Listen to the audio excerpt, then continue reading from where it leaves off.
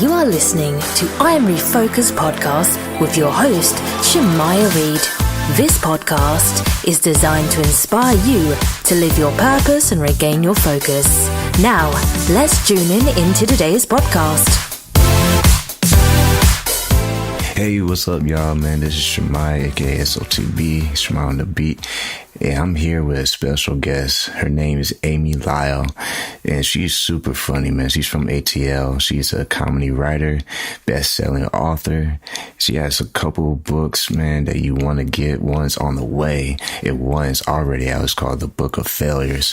So I just want to introduce you to her right now. Miss Amy, say hello to the audience. How are you doing today? I am doing fantastic. It is still 155 degrees here in Atlanta. Thank you for inviting me to be on your show. Amazing. So tell us a little backdrop. How did you discover that comedy was something you want to dab into? Well, I think, I don't know if you follow very many comedians, but I think a lot of my favorite comedians, Eddie Murphy, Paula Poundstone, Ellen DeGeneres, Kevin Hart, Jim Gaffigan. I think I would challenge you to find somebody from kind of like a normal childhood. And I think that when you have, and they don't always have to be traumatic, although a lot of times they are, but when you have a unique childhood or you're ignored, like a Judd Apatow or a Jerry Seinfeld, I think sometimes that develops in you as a survival mechanism. So when did you discover, or who told you that you were funny? Like, how did this all come about for you? Well, I came from a very small town in Ohio, and I had a military style dad, and my sister and I, to kind of survive his wrath, would be imitating him. I mean, I can remember like 5 years old, like roller skating around in our basement, imitating him, like, nothing's that funny. He was this stoic German. He's a lovely person. He's just, that's a lot for a little kid to handle, like a lot of rules. And, he was a screamer. And so that's how we coped, is we would put on little comedy shows in our basement, imitating our parents. Forgive me for laughing, but you're pretty funny. Yes. I was going to say, I'm always popular at like cocktail parties. I'm a good storyteller. And, I think being self-depreciating helps. I think people are drawn to that. If you can be real honest about your weaknesses, it makes for a better conversation. People are more likely to open up about their weaknesses if you're honest about yours. And usually they're pretty funny when people start talking about their failures. I hate to put you on the spot, but when you mentioned about how you were to, act like your dad, I'm like, man, I got to get a snippet if she don't mind. Could you do sure. Yeah, I don't actually do my dad in a comedy routine now. So, I would have to draw back from when I was 5 years old, roller skating in my basement. But, we would just imitate him, like, especially in the car, because he would want like complete silence in the car. And then the more he would yell at us to be quiet, we would be giggling, these little girls in the background. And he would be like, he would, and he'd cuss a lot. I won't cuss on your show, but he'd be like, effing stop it. He's like, damn it, stop it. Nothing's that funny. And threaten us with no dinner or whatever. And so we would turn that into a whole comedy hour, believe it or not, stuff like that. Yeah. And he's like, he'd be like, I'll knock your teeth out. And I would just have to pay to put them back in, and my insurance premiums would go up. Like that stuff that he would say to a 5-year-old. Yeah. Man, a lot of people can relate to that, probably, I never had to worry about my teeth going out, but that's funny. Yes. Man. And his message was kind of like, okay, so imagine I'm from this German, stoic family, very, very small town. And I do actually do this bit, but where it's like, we were raised with these very strict, Midwestern values. Like, every night before we, went to bed, we'd say our prayers, and he would be like, make sure you work hard, never miss a day of work. And just remember, girls, you are not special. Wow. That was his kind of his message to us. And he didn't mean it in a mean way. I think he meant it like tough love. Yeah, like you have to do something to be special. You have to work hard. You have to earn it. You know, you're not just special because you're here, which is kind of the opposite of Christian values, to be honest with you. But I get where he was going with that. Oh, man. This is amazing. Now, when it comes to like you going through school, did you ever do any like stand-up comedy amongst your friends or talent shows? Yes, sure. Yeah, that's how you hone that, right? I think if you talk to most comedians, that's what they're doing. They're kind of holding court, right? At a dinner party or at lunch or in the car or whatever. Most comedians are just very observant about anything, and they can make anything funny. They can make any situation funny. Even if it's a funeral, they would find everything funny about that day, what somebody's wearing, or how they're handling their emotions, or what the dead person was wearing, which I'm not saying is appropriate. I'm just saying that's how most comedians, their minds work. They're looking for what's strange and unusual and funny in all situations, even in horrific situations. Yeah, this one guy, because I do radio, my day job, my day hustle. This guy was like, experience is just something that you wish wasn't happening to you. Yes, exactly. Oh my gosh, there's so much truth in that, isn't there? Yeah, no kidding. I'm probably a lot older than you, so I've had even more experiences. And if you don't laugh at them, you're going to be really depressed. Yeah, that's very true. And you don't sound like you are to me. We sound like we're the same age, like brother and sister on the show. But when it comes to, like, speaking of experience, you have a book. Tell us about this book when you talk about your failures, because most people, man, they always want to front. We're going to use some slang words in this show because we can do that. But people want to just be embarrassed about what they actually go through in life. But you're like, man, I'm going to just spill the beans. Tell us a little bit about this book. Yes. Actually, if you look up the greatest fears, like people are more scared of failure or being embarrassed than they are of death. They really, they would rather die than be embarrassed. Like that's where that phrase comes from. Like, I'd rather die.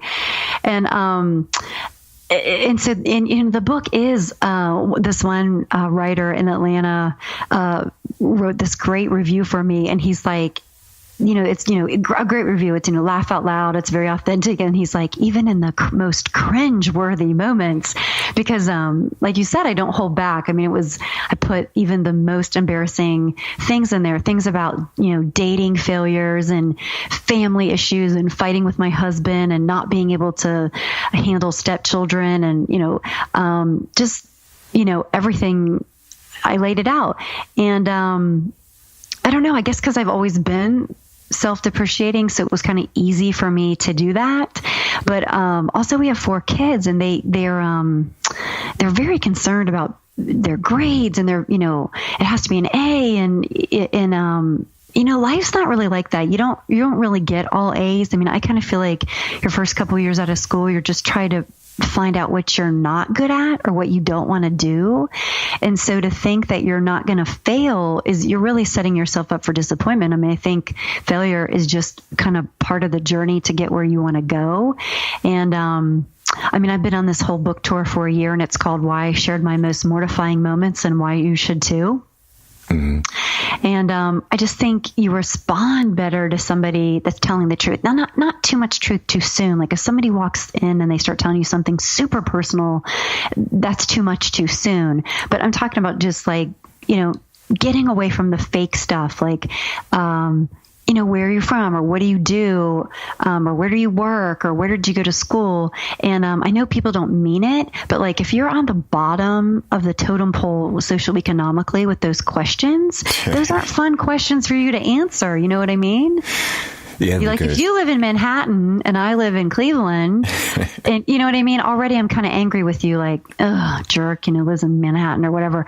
Versus if you ask me what books I like or what music I like, we're probably going to find common ground immediately. Like let's talk about stuff that brings us together instead of pulling us apart. Does that make sense? Yeah, because I mean, I definitely feel like that, especially if anybody in politics. I feel bad for them because you can't be a red or blue because it's just a lot of gangbanging now in the politics world. Like, it's terrible. It's like, man, are you on the blood side or the blues, man? Because it's cutthroat nowadays. Like, you say one name, just one name, and everybody gonna delete you on Facebook. I know. I let's not go there. Let's not go into politics. It is a mess. Yeah. Nah, I'm gonna just kind of rewind that tape and act like I didn't go there. We're literally just take it out. But what's funny is, like, you know, back to like your kids. You remember that show, like, Kids Say the Darndest Things? I can't believe I brought that up because it's something I can't even mention, but I'm not going to go there. But yeah. Oh, Lord. But you know how kids say the darndest things? Have they ever say anything up front, no filter to you about your, you know, events and stuff? About my what? About your events that you go to and stand-up comedy? Or they're not allowed to go there? Well, I'm never in a place with kids. That's not true. I don't do stand-up comedy in Atlanta is like, you know, downtown at the Punchline, you know, people are drinking and it's dark. So there aren't any kids allowed in there because, you know, it's over 21 or whatever. But I am an actor for a nonprofit. And so, you know, every Sunday, you know, like literally last week I was Moses on stage. Like, it's the best job in the whole world. I've been doing it for 7 years. It's so fun. Like, sometimes I'm literally like Grapes. Like, that's my role. Grapes, like, think of the Fruit of the Loom where you have like a million balloons all over you and they wiggle. And they are second and third graders and they are brutal. Like, if you forget your line, they'll be like, you forgot your line, or, you know, whatever, you know, they will call me out on anything and they'll throw stuff. Like, we give them games to play and I'm like, please don't give them any objects to throw because they'll throw them. So, yeah, they say the craziest things, in that capacity every single week. There's 300 of them. That's funny. That's like one of those moments where you don't want to be embarrassed. And you're like, man, can I just die now? Have you ever had stage fright when you first started, or are you still get it? I do get sick, almost want to throw up before I go on stage, and then I'm fine. It's probably, you're in music, so you probably maybe feel like that too until you touch the microphone or you say something, or you touch your guitar or whatever, and then it's like the best drug in the whole world, right? Once you start. Mm-hmm. So that's kind of how it is performing. I love it. But I did have stage fright once, and we have a production team. This is an acting gig, you know, it's a live theater. And I couldn't remember the first line. And I said, I can't remember my first line. And so they gave me the first line. I think the first line was like, hello, I'm Amy Lyle. Like, literally, that was the first line I couldn't remember. And then later I was turning my mic back in to the production team, and this little kid said, it's so funny when you pretend like you don't remember your lines. Oh, wow. I'm like, you're right. I just was pretending I couldn't remember my lines. Yeah, that's embarrassing, man. That's embarrassing. That's funny. And if you're dressed as Moses and you can't remember your lines, that's really embarrassing. Have anybody ever like recognized you from your other like places of environments versus when you're doing your nonprofit? Has anyone ever had that awkward moment like, hey, I seen you? Well, I am from a small town in Georgia, and so now, and I do a morning show. I'm on a morning show in Atlanta called Atlanta and Company all the time. And so it's so fun that I'm starting to get recognized a little bit more. They're like, oh my gosh, you're the lady on the morning show. And like you said, I have a book out, and it's this is so exciting. Last week it became number 1 in 3 categories, and one of them was humor essays. And so literally it was my book, The Book of Failures, and then it was above Trevor Noah, David Sedaris, Tina Fey, Jim Gaffigan, Kevin Hart, all of those professional comedians. My book was ahead of theirs. It was number 1. Oh, wow. Yeah. And so, I got like some press out of it, locally. And I do a lot of charity, emceeing in town. And so people sometimes recognize me, from that. Like just last week, it's called, this is so funny. It was for a literacy group, Literacy for Sight. And it was called The Buzz Before the Bee. And it was an adult spelling bee. And basically they get everybody liquored up and then you have to spell stuff. It was hilarious. They raised $10,000. Wow. Yes, it was really fun. So if somebody asks me to do something for charity and I'm available, just bring some liquor. Just bring, yeah. Yeah, exactly. That's the trick. With a case of wine, that's fine. They can, after a certain point, they can tell how many zeros they put on the check, right? Yeah, exactly. Oh man, that's amazing. Now, when it comes to like you do a little radio, so we know about you doing radio. We know about you doing #1 selling books, and you seem like the go-getter that. You still have to raise your kids though. So my question is, how do you balance all that together? Because they're older, we have 4 teenagers. And so, the morning show is, it shoots from 11 to 12:30. And so the kids are at school. And, once in a while I do have to do evening events, but, they're older. And so they're 15, 17, 18, and 19. So, I could, buy a rotisserie chicken and they will survive. You know what I mean? Or they drive, they could go to Taco Bell or whatever. So, but I'm not, anywhere extended, periods of time. Normally, I'm getting ready to shoot a movie this time next year, but 90% of it is going to be filmed in Atlanta, and then 10% is going to be filmed in New York City. So I'll just be gone for a couple days for that. Yeah, I did see that in your little short bio that you're also an actress. So it's like, man, okay.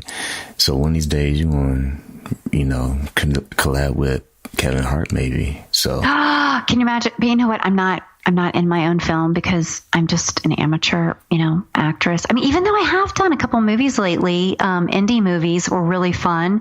But I'm not a, professional actress. I would do, any acting job that somebody asked me to do, but I'm not going to be starring in my own movie. I'm just going to do maybe a funny cameo. I would love Kevin Hart to be in my movie. I have these 3 contractor positions. Like imagine like a country club neighborhood. And then there's these contractors, like think of like a plumber or electrician or, whatever, a tile guy. And I would love, how funny would it be if they were comedians like, Kevin Hart, Jimmy Fallon and, Jim Gaffigan or something. It'd be so funny. Or maybe 2 comedians and then like, somebody super hot, like Clive Owen or what's the dude from Hemsworth, one of the Hemsworths. That'd be funny. Yeah, what's funny is I don't know neither, but yeah, probably a good thing. But what's funny, what's funny is like, man, like I told you before we even started the show, is if I don't laugh, it's gonna be the longest show you ever did, because you can tell when someone's smiling when they're talking on podcasts, and that's very important. When you are delivering your piece to the audience, what's some of the things you look for in the crowd to keep you motivated during your set?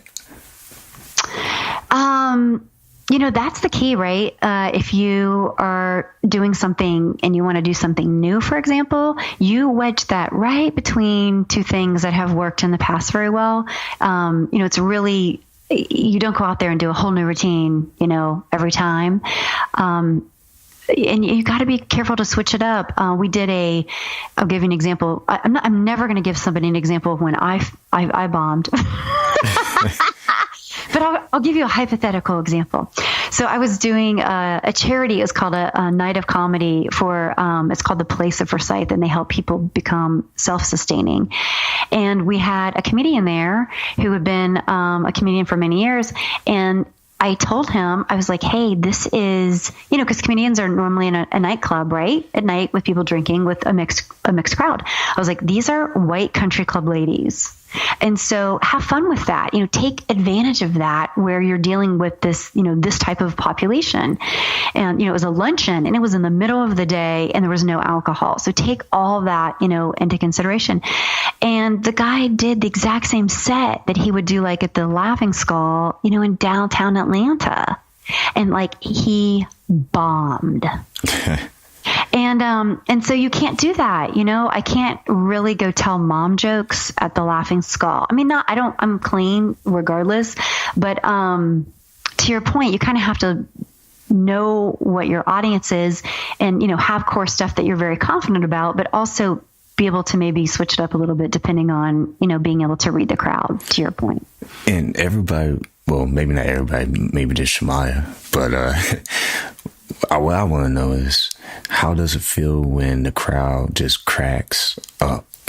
Like it feels like you're on another planet on a unicorn going over the rainbow. It's like the most magical, addicting moment you'll ever have in your entire life when you are on stage and people are laughing out loud and quoting you, like you can hear them like, saying the line again or, or whatever, reaching out to you on social media and saying stuff. It's like, it's really awesome live. It's really fun too when someone does that, when they read your book and they send you, okay, I'll give you an example.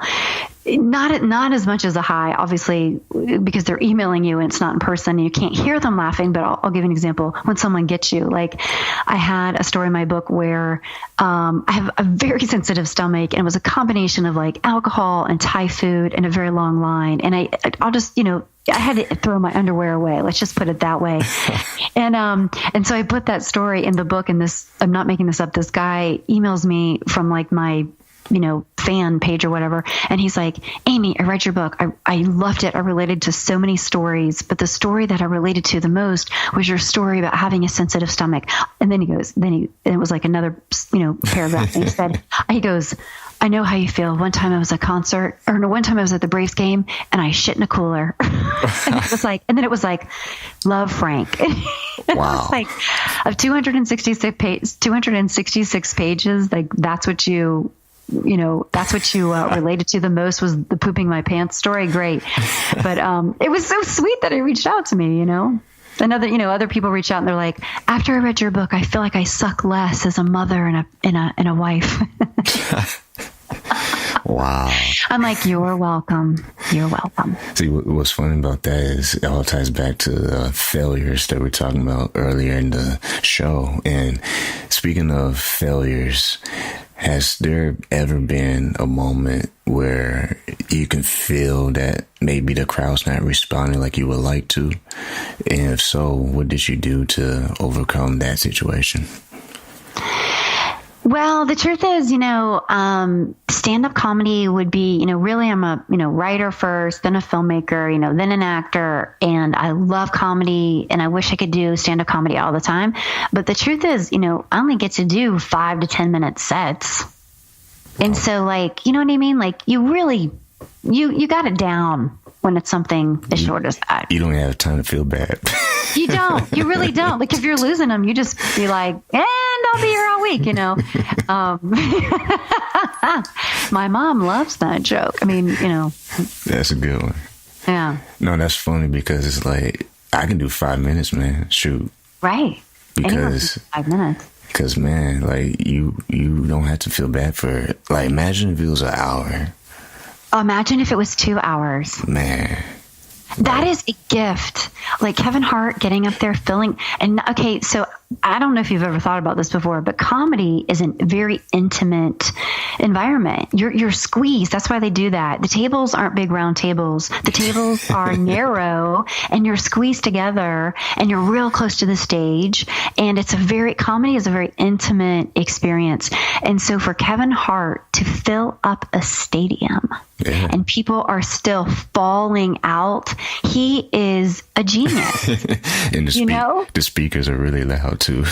Oh, the speakers are really loud. But it's amazing when people can take that intimate experience and be able to have success I keep going back to like Eddie Murphy. Like I've seen Eddie Murphy raw like 1,000 times. I mean, you know what I mean? Like it's timeless.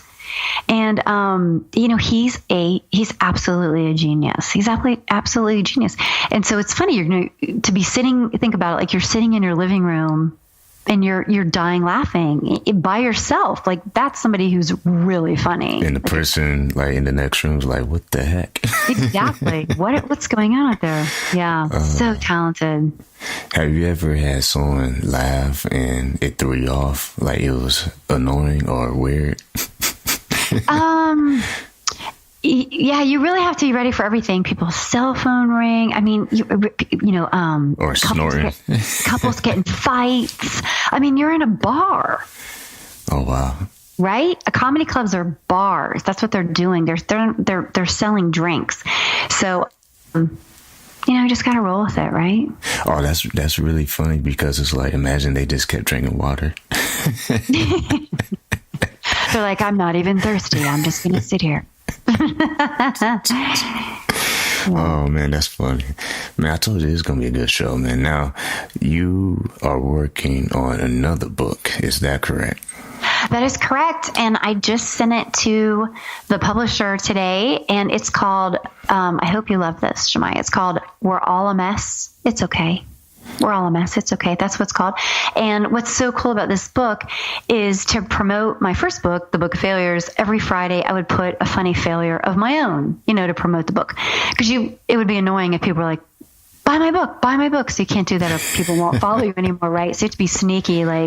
So just to remind them, for the 52nd time this year, the Book of Failures is available. But so I do a Friday fail and I wouldn't even mention the book. I'd just be like, #Friday fail. And I'd put a Friday fail and people would comment with their own failures during their week. And sometimes they even tag me on Monday. They're like, Amy, this is so funny. I can't wait. It's Tuesday, but here's my Friday fail. And they were so funny that I started cutting them, pasting them into a document. And before I knew it, I had 50,000 words. Wow. Which is a lot of words. That's like, a 300-page book. And so I, categorized them like travel failures, relationship failures, family failures. I mean, everything you can think of. And, really, really funny stories. And then I had to ask every single person, like, may I use this story? You're releasing it to me. I'm not giving you any money. I have ownership over it. I'm allowed to change it. You have to say yes to that before I can do it. And I think 99.9% of the people said yes, and a lot of them wanted me to change their name or put their initial or whatever instead of using their name. But anyways, that book is probably going to be out in like mid-November or something. And I'm really excited.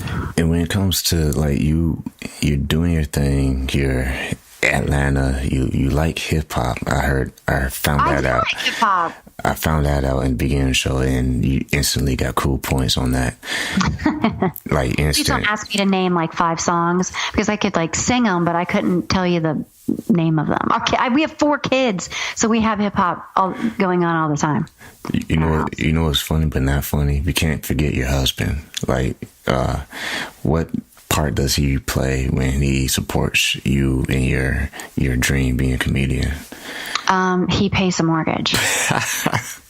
Because so far, I haven't really made any money. Like I do make money. I make money on the book. I make money sometimes in CM. I make, but that everything you're in music, so like it costs so much to do marketing. Struggle. And yeah, it does. And so when you're just starting out, and thank goodness he is very supportive, and he's like, well, right now it's not about the money. Like I'm breaking even. You can write off your expenses on your taxes, but thank goodness. And he really does love me unconditionally. Like he doesn't take me. He is a health consultant, so his clients are all physicians. And I have to be honest with you, he does not take me out to a lot of dinners with them because they're, I'm embarrassing to him, and I'll tell a dirty joke. Or, one time we were with anesthesiologists and they were talking. And I'm like, you guys really do make people sleepy.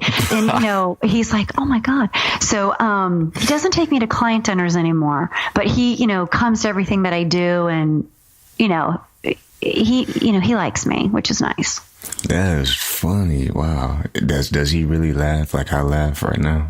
Or it depends on the situation. He does not like me to pick on him. Like I have a story in my book where I walk by the shower and he's like, did you use my razor? And I always use his razor because his razor is better than my razor. Men razors are better. And I was like, no. And he knows I'm lying, and he goes, I think you were using my razor. Did you use my razor? And I'm like, did you ever go to speech as a child? Because when you said razor, it kind of sounded like razor, like your teeth, like your tongue is going too close to your teeth. And he's like, you always do that. You try to like switch it, like you're in trouble because you used my razor. And I'm like, see, there again, it was like like too much of a sound. That's terrible. And so then I put that in the book, and he's like, oh my gosh. So is he the one at the event drinking more of the alcohol beverages? Yeah, he needs more than I do. So if you live with me, you're going to have to drink heavily on some days, probably. Oh, man, this was really a good show, man, because if I'm laughing like this, that's a really good sign for you. That's an excellent sign. And you're so gracious because I had a failure on your show because I got the time wrong because I'm Eastern and you're in Texas. And I was like, what time is it? And so I missed the show. And thank goodness you're so nice and gracious to be like, who cares? Come on now. So thank you. Nah, I know the pain. I know the pain because I was stuck in traffic. I was like, I could do nothing. Like I was like, well, I can't do nothing. I'm stuck. I mean, if you ever been in San Antonio traffic, I mean, it's not like New York, but man, like we got people who drive like NASCAR down here, so you can't really just like wing it and try to get home fast. Do you think it's worse than Atlanta traffic? San Antonio? I haven't or about been, even? Atlanta, I haven't been there long enough. I visited Atlanta before, but I haven't like lived there long enough to judge it. It's probably nothing like LA. No, I don't think anything is like Los Angeles. Oh my gosh, Los Angeles is crazy. I went to the American Film Market, in Santa Monica, and I'd been to LA, but I'd never done the tourist things. Like I wanted to see the sign, and I wanted to walk the Hollywood stars, and just doing that, like that's like what, 2 blocks, maybe 6 blocks. It took like 3 hours. It was like by the time you got through traffic, it was time to check in the airport. Yeah, exactly. It is terrible. Because you're on a budget. You're not like everybody else where you just balling. Like, I can stay here for 10 weeks. No. Would you ever live in LA? I don't think I would ever live in LA. Would you live in LA? Only if I was working for Kevin Hart. Oh, I would work for Kevin Hart too. He is so funny. Even in his interviews, like when someone's interviewing him, he's funny. Vanity Fair did this big interview, and the writer said, okay, I'm waiting here for Kevin. I'm so excited because we exchanged emails, and he's like, listen, when I'm talking to somebody, I'm just 100% focused on them, 100%. And he's like, I'm so excited because I get this FaceTime with Kevin Hart. He's like, so I came in and he said hello, and his like accountant's coming in, somebody's coming in doing his hair, someone's bringing him a snack, and he's like, he's changing his sneakers, and he's like, I mean, he's probably doing 500 things at once. And that's what's funny, like when you got that kind of like budget. Oh no, unlimited. It's like, man, can you imagine having unlimited shoes that you can just snap your fingers and someone just poof?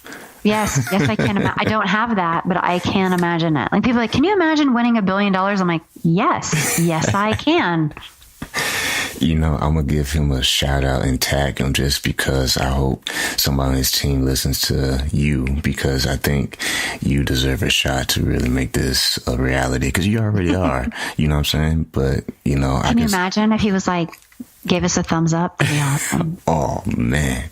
It'll go viral. It'll be like, wow. Please, Kevin Hart, be in our movie. Please be in my movie in a cameo, and we'll pay you $10,000 for the day and all the tacos you can eat. He sneezed that out yesterday, but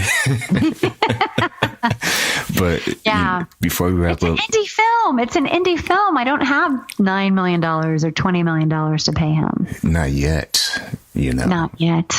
But before we wrap up this show, speaking of like this whole like, do you believe in the whole like meditation stuff? Like, how people on just go on YouTube and you want to feel inspired, listen to those 2-hour speeches. Do you believe in that kind of stuff, or do you have your own little belief system? Well, I do believe in God. I do.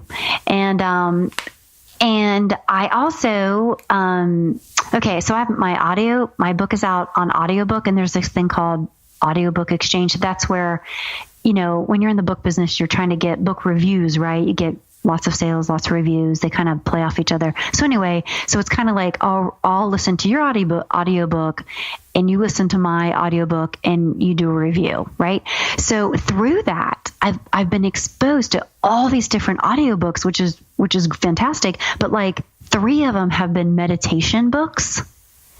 And they've got like voices like you could do it. Like they've got these really soft, sexy voices, and they're like, and now breathe, whatever. And they take you through the stuff. And so I listen to those a lot at night when I'm going to sleep because my mind races, and they really do calm me down. Like just the breathing exercises. I like it.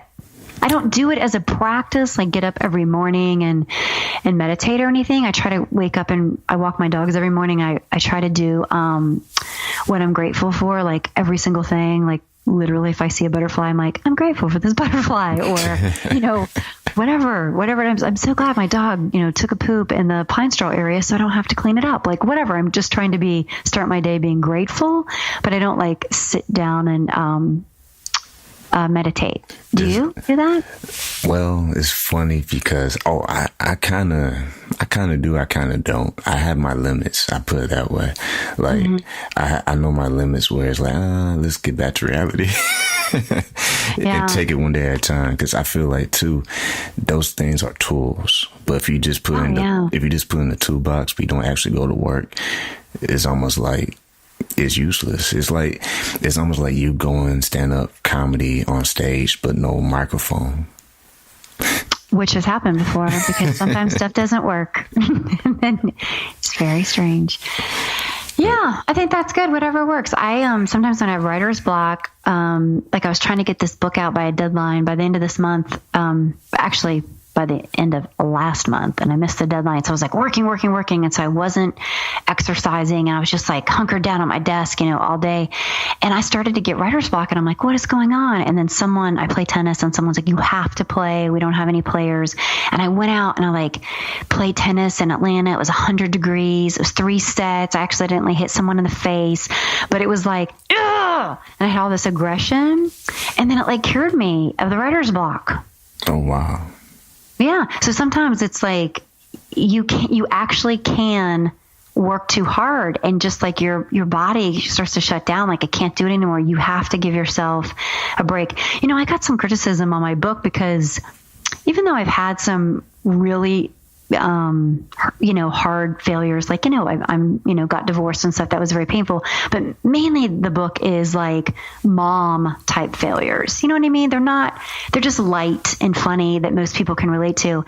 And I got some criticism, like, you don't have any real failures. You live in the suburbs, you're this. And, I was kind of like, that's not really fair. And, maybe that person is, feeding all the, children, in the inner city or whatever they're doing. But the truth is that person needs a break too. And there's no shame in taking a break and watching Kevin Hart or a funny movie or listening to jazz music or, whatever, going to a concert, whatever you want to do. Don't you think you have to renew your mind and your soul once in a while? Oh, yeah. Yeah. So F off to that lady. You can F right off. It's so funny because I'm just trying to keep track of how many times we mentioned Kevin Hart in this episode. I know, I'm sorry. No, it's actually a good thing because I'm actually hashtag it now. It's official. Like Kevin Hart, we've mentioned you 19 times. It's like we're not trying to be groupies, but we're trying to like get your attention. Oh no, I am a groupie. I'm not gonna lie, flat out groupie. Now, before we end the show, because you know how you run low on gas. Yes. That's this point of the show. You're like, Amy, wrap it up. But when you look at your goals for the rest of this year, like we're almost done. I don't know what happened in 2018. It's like you blink your eyes 3 times and it's like, wow, you ever seen that commercial when the guy's pushing his son in the swing set and life goes by and then the son comes back and he's a grown man and he can't push him no more? Yes. That's how I feel like with this show. You're like, and it's over. But I can't end it like that. That's not right. But when it comes to your goals, for your short-term goals, where you want to see yourself in your projects with your writing, your film, your stand-up comedy, your family, what's something you would like to do in the next 3-6 months? Well, the next 3 to 6 months, this book, I'd like to see it released, and I'd love it to hit number 1, and I'd love it to behave, the same way as the first one did and grow, even more. I feel like, I'm a year older and wiser, and hopefully I'll do things a lot better. And then the film, I'm meeting with the script guy. We just finished pages 1 through 30. You literally go through every single line and dissect it. And so we've done that. So now we're going through the second act. And so I'm just hoping that's not painful and we can, get through the 90 pages. And once you have the script done, then a lot of good things can happen, because you can't, approach anyone without the script. You can't, I'd like Delta to be in my film. I like Spanx or Home Depot, famous Atlanta companies. You and I earlier were talking about Jermaine Dupri. I love that song. I'd love that to be. But most people want to see the script before they agree to be a part of your project. So once we get that done, then things can start moving quickly. And, we're shooting to start the film, shoot the film this time next year. But all that, I gotta have everything done with the script by the end of this year. In wrapping up this show, before I end it, what's some words of just encouragement, wisdom for those who want to go after their goals and their dreams like you are, with the creative arts? What words of wisdom will you give to that individual who maybe just, feel funky, cloudy as far as they're not where they want to be right now? What will you say to them? I think that being in the arts has a lot of ups and downs, and you have to really allow yourself to appreciate every reward you get. For example, let's say you release your book and you only sell, 9 copies, but someone writes your letter and says, you brighten my day, or you changed my life, or you changed my perspective. You've changed somebody's life, or you've brought happiness to someone's life. And it's the same if it's a song, or it's a piece of music, or it's a stand-up routine, or it's a piece of artwork. It's the same. What more could you want in life if you brought joy to somebody else? And so, if your goal is, well, I want to win a Grammy, or I want to have a New York Times bestseller, and that's the only thing you're focused on, you're going to miss a lot of the, I think, magical moments between, this point, the beginning point, and then whatever you want your end point to be. But if you kind of go into it with, I'm going to work on this every day, let's say you want to be a writer, there's such a mass need for content on the internet, or every magazine has a digital version. It's really easy to get. There's blog spots.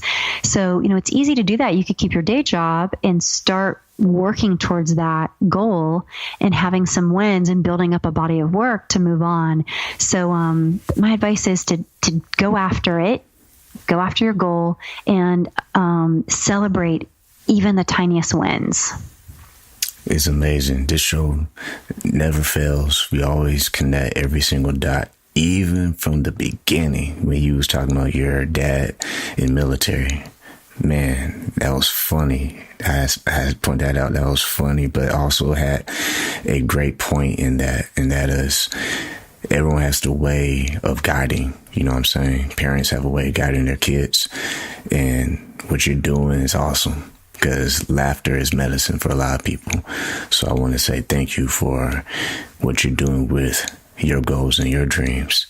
And not to make it too deep and serious, but how can people stay in touch with you on social media? Oh, sure. And thank you. I've enjoyed being a guest. You made me feel like we've known each other for 25 years and we're just like getting caught up with each other's lives. My webpage is www.amylyle.com, and Twitter is Amy Lyle, and Instagram is author Amy Lyle, Facebook's Amy Lyle. And I would love to hear people's failures. If you have a funny failure, I would love to hear it. It may end up in my next book. I have one for you right after the show, but I can't wait to hear it. I have to end the show. Teaser, I can't tell you guys because it's that embarrassing. But nah, you have been listening to this podcast. Is going to be on my new podcast. Man, remember in the beginning of the show, I said I forgot it. I almost did, but I didn't because I looked at my computer. It is It's called Keep Grinding. Yes. Keep Grinding podcast. It's Mindset for Success. And also, I Am Refocused podcast. This episode will be on both platforms because the new one, Keep Grinding, I'm going to build that up to get on iHeartradio. But I Am Refocused podcast is already iHeartradio, Spotify, iTunes. So I want you all to definitely check it out. I'm going by SOTB, Shmai on the beat. So don't be alarmed. I'm not changing my name. That's just my other side hustle I do. Because you gotta go, man. Like you said, you gotta just go for it. A lot of people stand on sidelines and they let life pass them by. But you just gotta go for what you enjoy doing in life. So if anything you learned today, not just laughing, but just apply yourself, man. At the end of the day, that's what it all matters. You know, whether you stay focused or you need to refocus or you just need to find something, you need to find yourself. And the way you do that is do what you love. So on that note, thank you so much, you all, for tuning in to this podcast episode. We are talking to Amy Lyle. She is funny. And if you didn't laugh, you might want to turn up the volume next time.